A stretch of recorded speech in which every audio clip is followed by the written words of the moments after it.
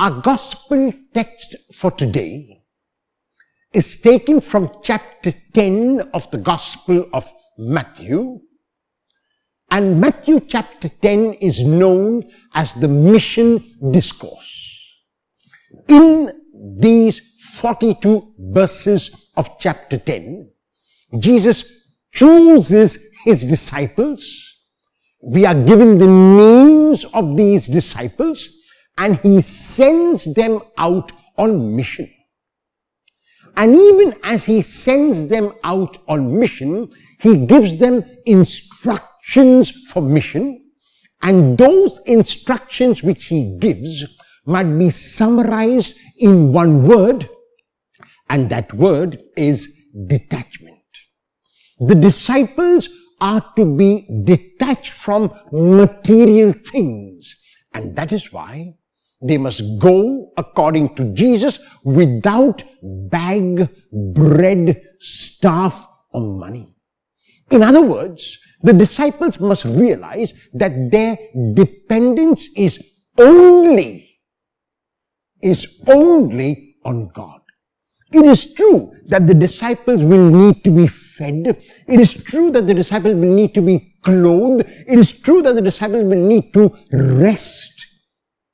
But it is also true that food and clothing and rest must not be primary. What must be primary is fidelity, is allegiance to the Lord. The second kind of strategy which the Lord provides is detachment from place. The disciples must not choose those places in which they will receive honor alone. It is very likely that when they go on mission, when they speak the words, when they act the actions, not everyone will be well disposed to them, and they must be prepared for those who are not well disposed, for those who do not want to listen to the instructions which they give.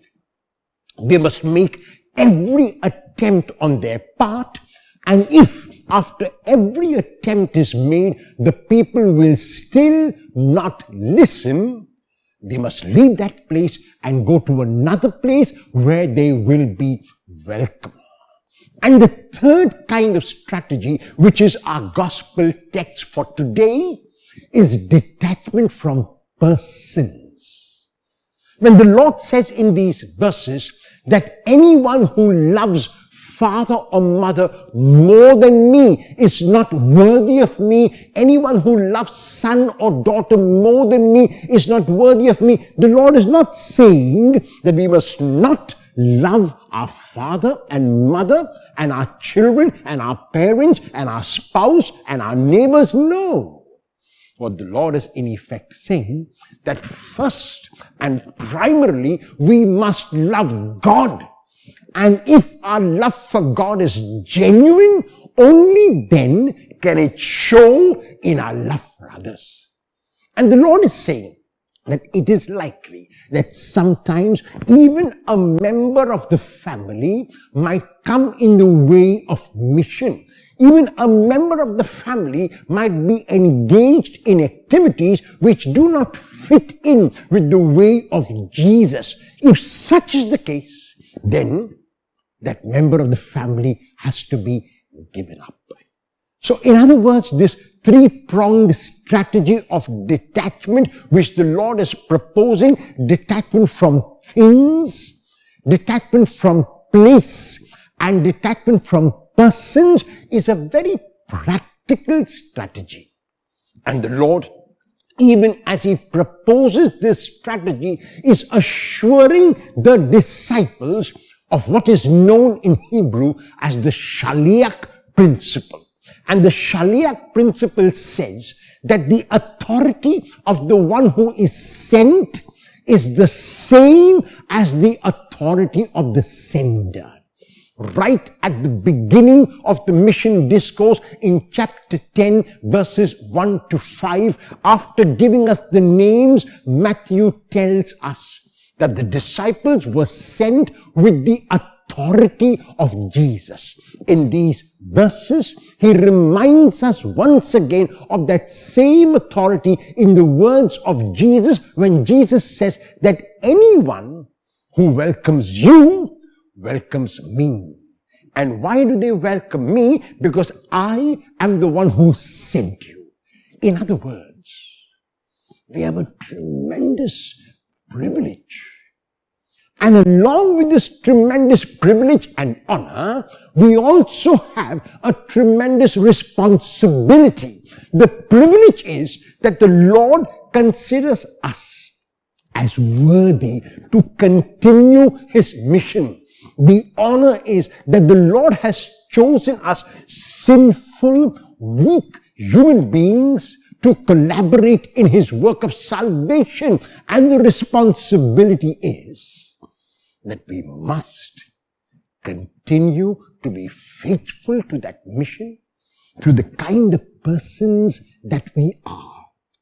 Those who witness us must ask about us constantly, who are you that you speak such enhancing words, that you do such enhancing deeds, and that you speak them and that you do them in this way?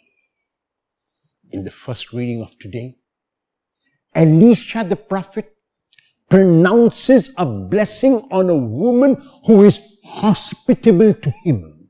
The woman expects nothing from him. She just reaches out in hospitality. She reaches out in magnanimity. She reaches out in generosity. She simply wants to reach out. She simply wants to be kind. The woman expects nothing in return. Elisha, however, is told that the woman and her husband do not have a son. And Elisha responds generously as well. Elisha is magnanimous as well, and Elisha promises that the woman will have a son in the coming year. And Elisha's prophecy is true. So when the Lord invites us to be generous, when the Lord invites us to be magnanimous, when the Lord invites us to be kind, we must keep in mind that like the woman, we will not expect anything in return. That our giving will be a detached giving. That our love will be an unconditional love. And that our selflessness is not because we expect from the Lord.